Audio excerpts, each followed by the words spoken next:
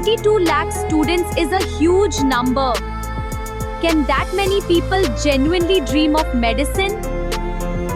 Jaya, after our last discussion, I kept wondering, do all these students really want to become doctors?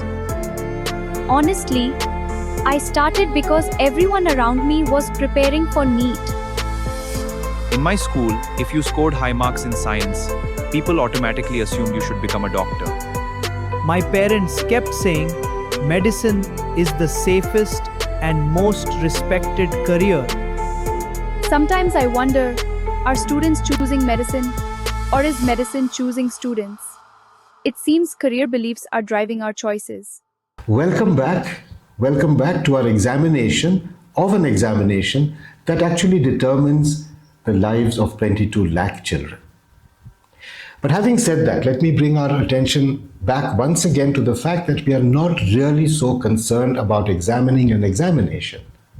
What we are concerned about is examining what are the forces within us that drive us in a certain direction. In our last few posts, we asked ourselves, do 22 lakh children really want to be doctors?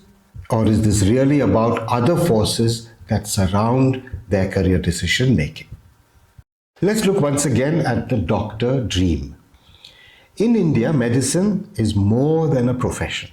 For many families, becoming a doctor means social respect, stability, financial security, upward mobility, and very importantly, family pride.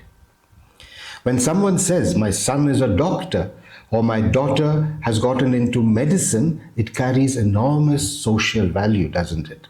And of course, there's nothing wrong with wanting success and security. The problem begins when prestige becomes more important than aptitude. In one of our earlier posts, if you remember, we spoke about career beliefs. Let's go back and review what career beliefs are.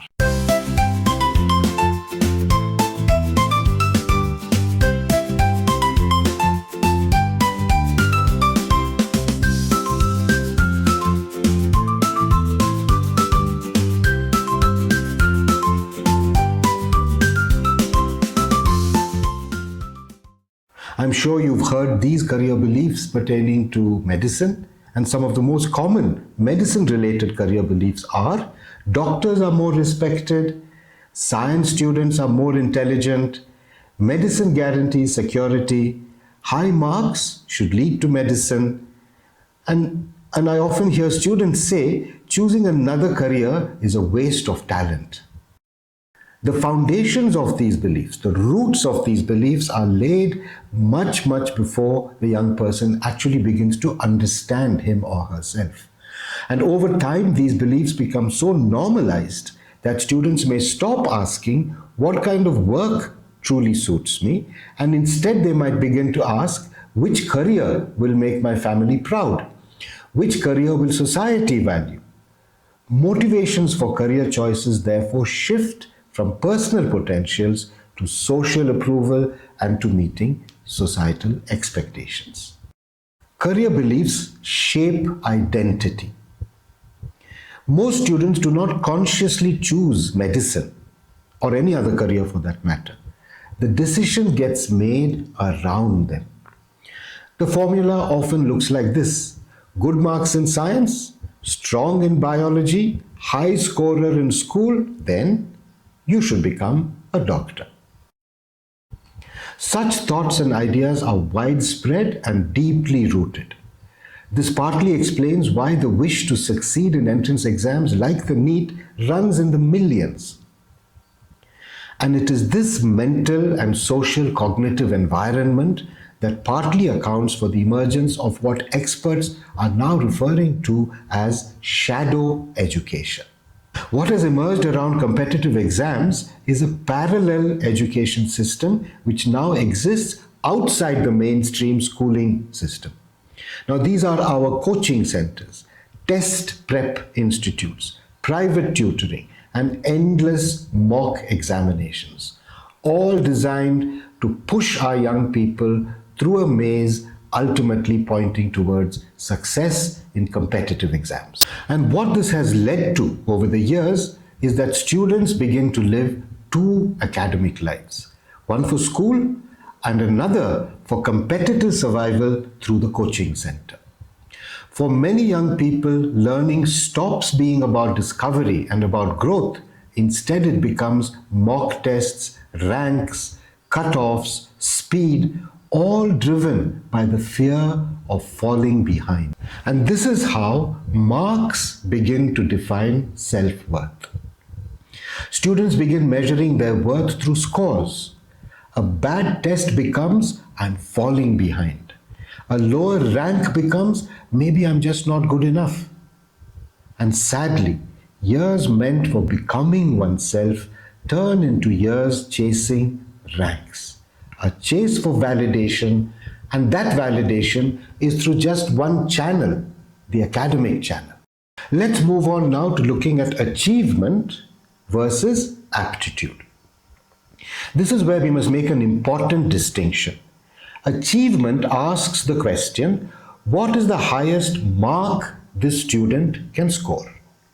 On the other hand, aptitude asks a different question. In what kind of work and career will this student find the greatest fulfillment? Big difference between achievement and aptitude. And it's vital that we understand this difference. Achievement and aptitude are not the same. And perhaps one of the biggest problems in our career guidance systems today is that we often confuse academic performance with career suitability. And in doing so, we risk overlooking potential, personality, values, and the many, many ways in which human ability actually expresses itself. Now, this means accepting that the young person is more than the entrance exam that he or she is preparing for. And that's what Jiva encourages our students to think beyond marks and ranks and competitive pressure. Remember the very first step in the career discovery equation. Understand yourself. What does this mean? Let's look back and remind ourselves.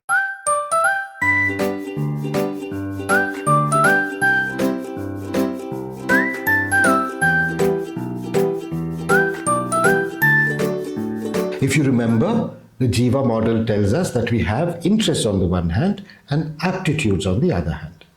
Both are important, but both are not to be viewed independently.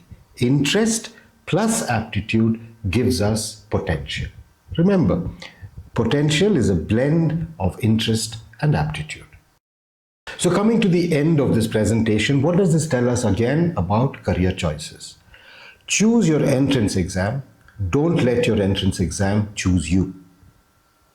Break free of career beliefs, and most importantly, match the entrance exam you choose to your potentials. Stay with us as we continue to understand NEET or Untidy versus NEET and Tidy.